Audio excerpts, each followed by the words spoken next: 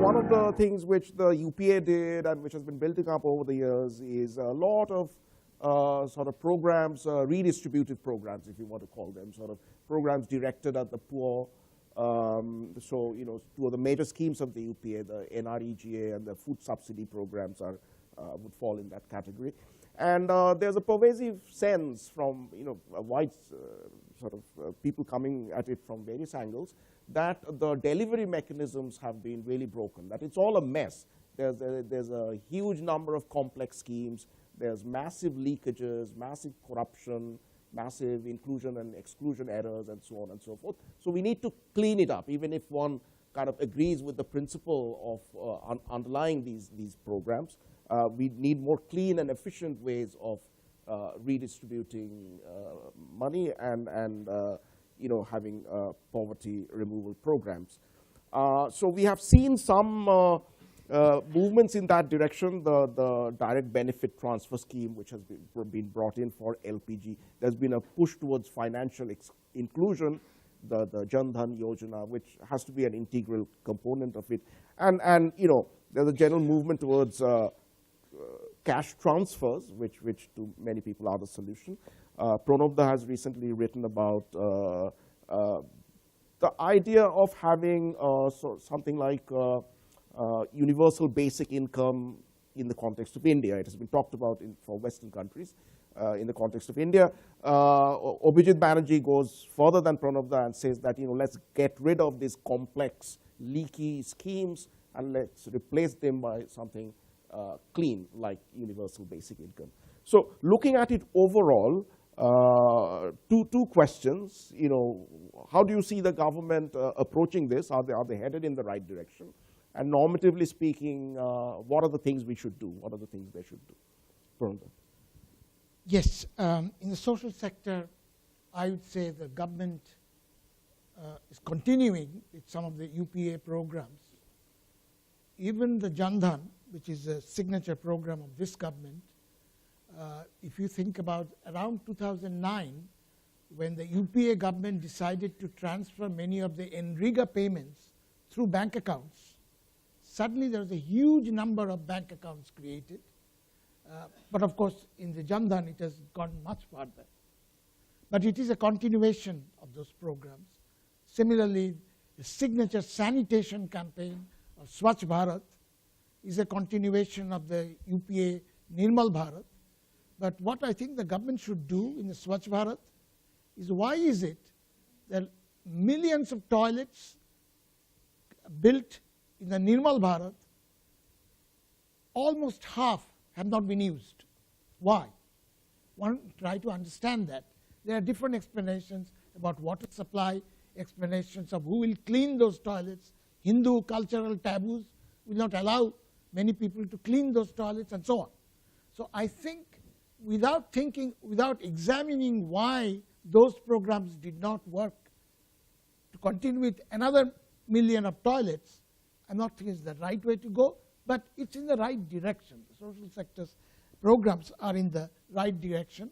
Similarly, NREGA, a program which Mr. Modi called a sign of monumental failure, now BJP government is taking credit for that program. It's heartening to see. So I would say direction, yes, but leakages, on leakages issue, I think over time things are improving. There's still huge amount of leakages, but all the evidence that I see, it started in the earlier period and even now, over time leakages are going down, even though they're still substantial, particularly in NREGA. Even in the food security program, I'm less of an enthusiast of the public distribution system, but compared to the NREGA, but even there I understand the leakages are going down. You also asked the question about basic income. I don't want to spend too much time on it because I have written on it. If anyone is interested, in fact, Ideas for India brought out is going to bring out some. So let me just say, if those of you are not familiar with basic income, This is an idea that's been around for 200 years at least in the West. I, along with others, feel that it's probably more applicable to poor countries than in rich countries, because we can afford it to a large extent. How do you afford it? The way I'm thinking of it, if politically we have the courage to cut down on some of the regressive subsidies, subsidies which at the moment go to the richer people and the middle class people in India, then it is possible to fund a fairly significant amount of basic income, which means everybody, rich or poor, are going to get a certain amount of income. In the scheme that I've given is that, suppose, just back of the envelope calculation, suppose everybody, in each citizen of India is given rupees 10,000 every year. That means if you have a family of 4, 40,000. It is significant basic income. Even that large amount is financially feasible if India has the political courage to cut down on some of the subsidies to the better off people. And of course, politically it will be quite difficult, but all I'm saying is possible.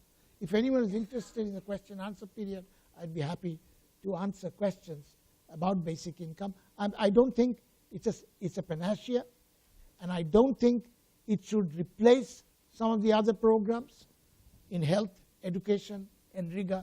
I don't think they should be replaced by basic income, but some highly dysfunctional programs, and also as it is normatively, I think it's a desirable, not scheme, but also financially feasible. Whether it's politically feasible or not, I think it is politically feasible. At least some steps can be taken toward it, but if necessary, I can come back to it. In a complicated subject, much has been said that I agree with.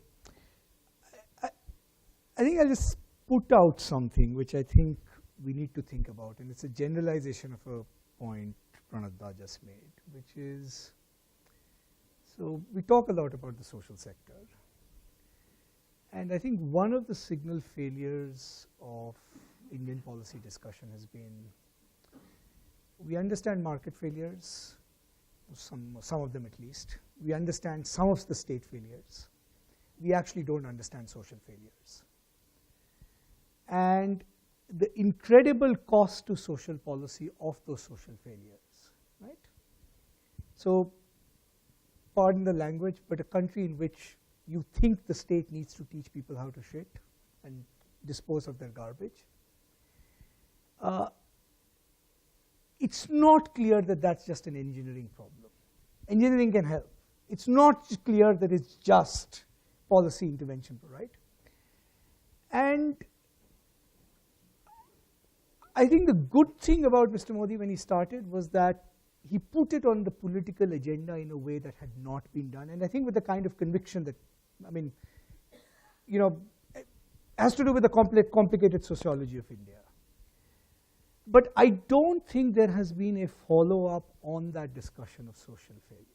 Because, I mean, essentially what are we saying, right? I mean, in the sense that effectively the state has to bear costs of a lot of things which it would not have to if the nature of our social relationships were different, right? And I think that capacity in Indian society and that capacity to mediate conflict around those kinds of social relationships, to my mind, is actually going to be the single most important question of the next whatever. I mean, it has been for a long time, right? And I think that's a question we need some analytical handle on. I mean, I think the state is doing what it does because that's what we know how to measure, that's what we know how to talk about, go build toilets, go build whatever, right? But what is the social structure and set of social relationships in which that is embedded? I think if you're honest with ourselves, I think that needs to be a much more self-conscious political question. I'm not sure what agencies will do it, what kind of social movements in other contexts have addressed that question of social failure. But I think it is a question that needs to be put on the agenda. I mean, the schemes and stuff, it'll probably take too long to go through many of them, so I'll skip that part. Before I pass it on to me, let me ask a quick follow-up question specifically to you, Pratap. As you mentioned, this social failure, right? And clearly some of the problems that we have talked about and some the government has focused on. So to give two specific examples, one is this open defecation issue, and the other is the gender issue, right? Our skewed gender ratio, the massive problems that we have. So they're clearly, a big part of the problem is the social failure. And shouldn't we give the government and this Prime Minister in particular some credit on that front? Because our paradigm has been, the statist and this market sort of, there has been some sort of didactic effort, if you will. The speech from the Red Fort where he talked about look after your boys, what they're doing, and so on. So isn't there a change on that front? I would argue, I mean, look, the data on this stuff takes a long while to come, right? So we don't, I mean, certainly there's been more didactic, and it's been more than didactic effect. I mean, I think the Beti Bachao, Beti Padhao, from what we can gather from interim surveys, is having some effect in some states. Whether it's robust enough to be confident that we've really finally decisively turned a corner on that, I'm actually not sure. The gender issue which you mentioned, which look, I mean, I think one of my colleagues is fond of saying that the one way of thinking about the India-China comparison is actually on the gender dimension, right? Which is per capita, per worker capita, actually the difference between Indian economy and Chinese economy is actually much less than what the aggregate number actually seems, right? It's 1.5 as opposed to 5, right? And the long and short of that story is we have some of the lowest female participation rates in the country. Now, again, there's a complicated social dynamic. At some point, the curve tips. But the worrying part, right, and this is a social question, which is at the top end of the pyramid, right? So enrollments in higher education are actually touching close to 50%, right? I mean, that is a big social revolution in the making, right? But even in that segment, labor force participation is still very, very low. In fact, when people say, where are India's best workers, why aren't they coming onto the market? Probably there's your answer right there, right? In terms of a certain talent pool. Now, the kind of very supple, so obviously you need state intervention, right? I mean, obviously you need childcare support systems. You need a whole range of supple institutional interventions that make that participation possible, right? But I think, I think it's interesting that that kind of conversation is still very much off the kind of political and social radar. I mean, even companies are not having it to the extent that they actually, in a sense, need to. And that's going to be probably the single most important axis around which then a lot of these other things, even growth, actually get structured.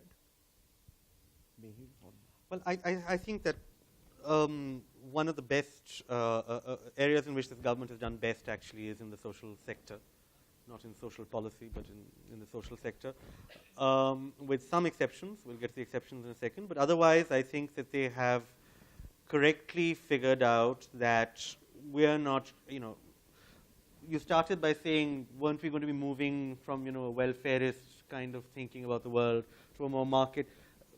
We haven't, and in this respect, this is a very good thing, right? They have kept going with what has been the broad thrust of Indian political thought for a very long time, which is that, yes, we are going to be a welfare state long before we can afford it, and somehow we will make it work, all right? And they have started working on how to make it work, and I think they've done better on it than a lot of previous governments. They've built on a lot of things. They've got technological interventions that are happening at just the right minute as well, but it's excellent.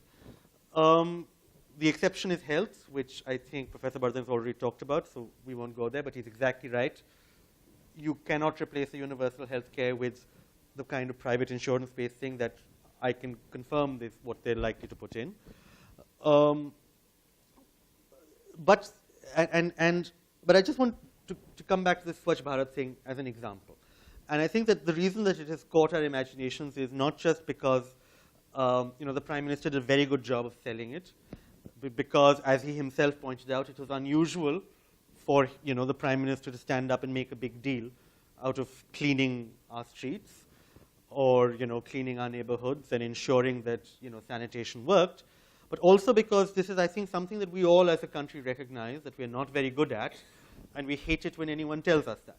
Right? So it's nice that we can finally have an actual grown-up discussion, not somebody coming from outside and saying, holding their nose and saying it smells awful, but actually, or somebody at, an uncle at a dinner table saying, we throw things outside, but actually to have somebody in authority saying there is something wrong with how we handle our streets, and it's important for us to start talking about it. And I think that that was a wonderful thing that the PM did.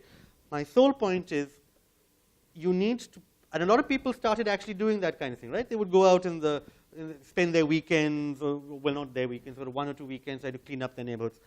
You need to be able to follow that up with some kind of civic institution building, local government institution building that supports the change in behavior, right? So if you want to educate people about using toilets, then you build the toilets, right? And so there you've built the toilets, you may not be educating people about it. You want to educate people about ensuring that they don't chuck garbage about, but you really haven't changed the structures of local government that would be responsive to the fact that people are now chucking garbage around less. And I think that if Swachh Bharat fails, and if, on its many dimensions, it's 2 dimensions basically, the 2 dimensions have been picked up from 2 previous UPA programs. If the 2 dimensions of Swachh Bharat fails, it's because you haven't got both the behavioral and the institutional support happening at the same time. And that's what you really need to work on. That's